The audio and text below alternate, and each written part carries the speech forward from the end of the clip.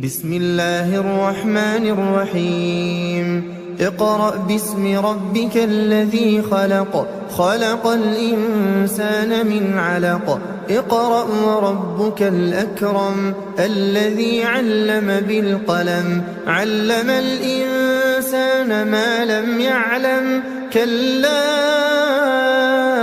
إن الإنسان ليطغى أن رآه استغنى إن إلى ربك الرجعى أرأيت الذي ينهى عبدا إذا صلى أرأيت إن كان على الهدى أو أمر بالتقوى